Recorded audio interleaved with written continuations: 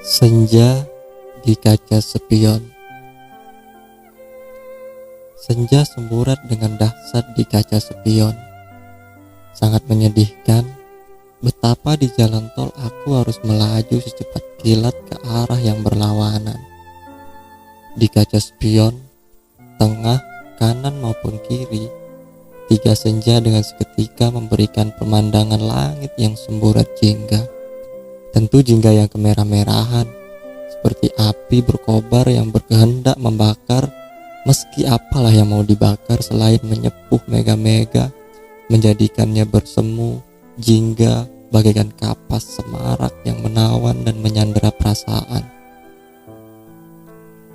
Senja yang rawan, senja yang sendu, ketika tampak dari kaca spion, ketika melaju di jalan tol hanya berarti harus kutinggalkan cepat kilat. Suka tak suka, seperti kenangan yang berkelebat tanpa kesempatan untuk kembali menjadi impian. Aku dalam mobilku melaju ke depan dengan kecepatan tinggi, sangat tinggi, terlalu tinggi, sehingga awan hitam yang bergulung-gulung di hadapanku tampak menyergap dan menelanku dengan begitu cepat.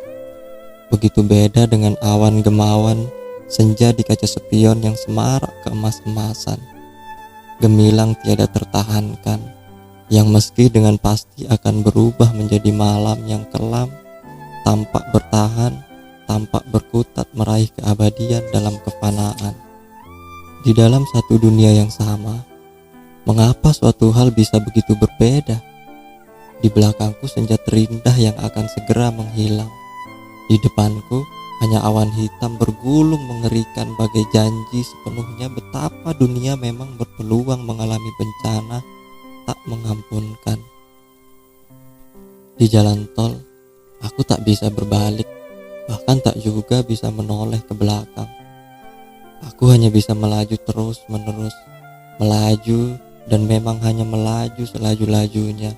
Kelajuan dalam kecepatan yang terlaju ketika di hadapanku awan hitam yang tergulung-gulung itu bagaikan merendah dan bersiap menerkam, meski dalam kenyataannya memang hanya di sana saja awan hitam itu bergulung-gulung dan terus bergulung-gulung, sungguh begitu matang untuk setiap saat menggulung. Itulah yang membuat aku meluncur dengan perasaan rawan. Aku melaju di jalan tol dengan kecepatan tinggi, bagaikan melaju ke sebuah dunia yang dengan pasti merupakan kegelapan. Sementara di kaca spion kusaksikan tiga senja dengan tiga matahari terbenam di ujung jalan tol, di balik pegunungan yang menyemburatkan cahaya keemasan. Ke seantero langit, seantero bumi, memantik kesenduan, memantik keharuan yang menenggelamkan perasaan dalam kedukaan yang mau tak mau harus ditahan. Belum tentu sekali lagi dalam seumur hidupku aku akan mendapatkan tiga senja sekaligus melalui kaca spion di tengah, kiri, dan kanan dalam mobilku yang meluncur dan melaju meninggalkan dengan tiga matahari yang bagaikan lempengan besi merah membara membenam perlahan-lahan, tapi meski tetap sepasti sepelan perputaran bumi. Tiga senja dengan tiga matahari membenam menyemburatkan langit di tiga kaca spion. Hanya dari kaca spion mobilku, dan hanya dengan meninggalkannya ke depan, terus-menerus melaju ke depan, maka aku akan bisa melihat ketiga senja dengan ketiga matahari itu. Meluncur di jalan tol tanpa ujung, aku bahkan tidak memiliki kemungkinan untuk kembali. Sepanjang hari, sepanjang zaman, aku menebus ruang dalam waktu yang berkelebatan. Di manakah ujung jalan tol ini? Aku tak tahu menau dan sungguh tiada tahu menau. Hanya bisa meluncur dan menuju untuk terus-menerus menuju dan melaju ke depan tanpa halangan. Dari manakah aku datang dan akan kemana aku menuju?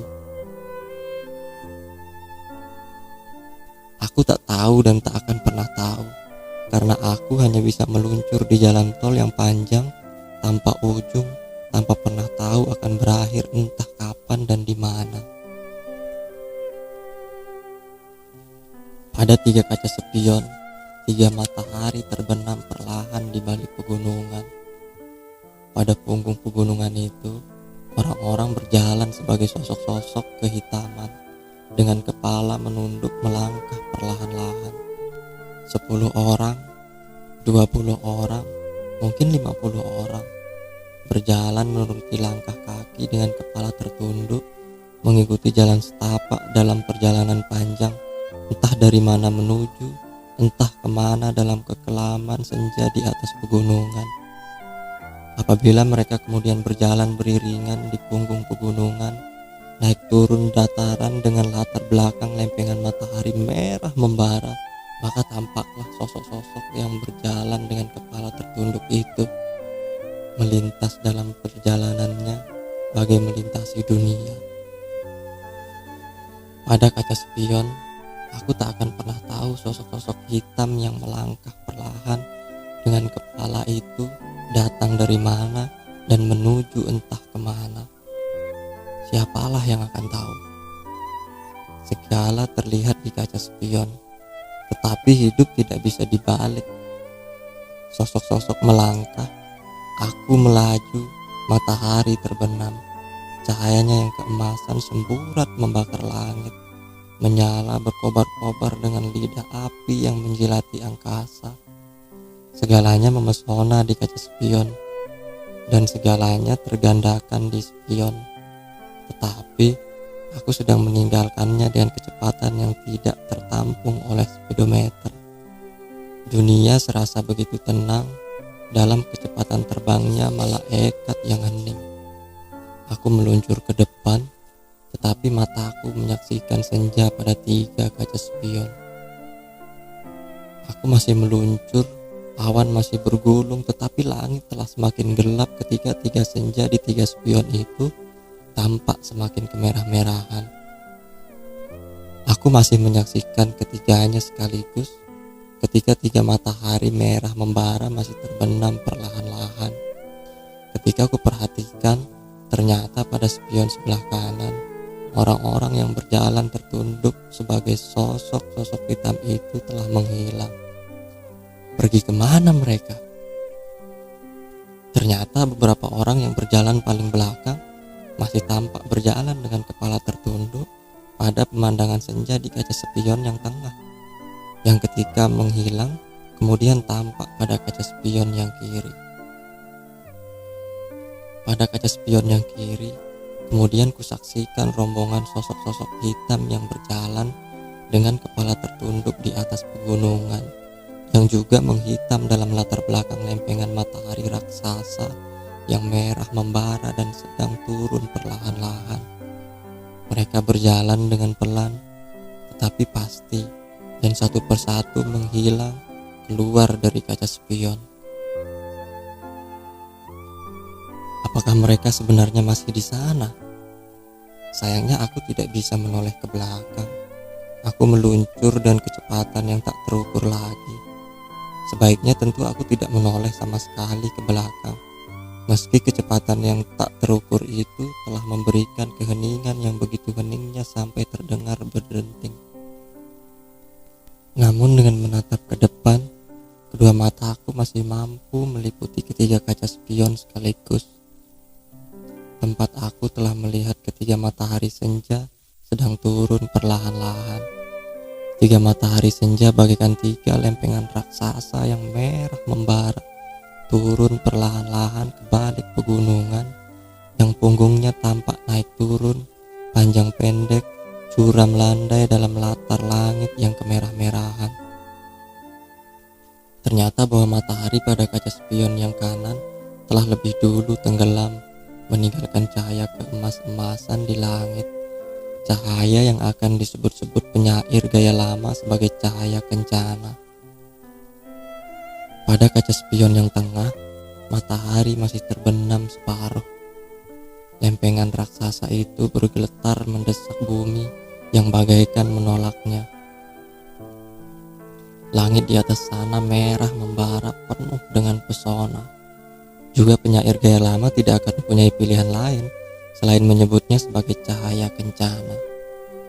Sementara itu, pada kaca spion sebelah kiri, mataharinya tenggelam lebih cepat karena sudah tinggal sepertiganya saja, dan seperti kusaksikan memang kemudian hilang terbenam meninggalkan cahaya keemas-emasan yang juga akan disebut penyair gaya lama sebagai cahaya kencana. Tapi aku suka gaya lama. Apa salahnya? Aku masih meluncur di jalan tol tanpa ujung dengan kecepatan tak terukur.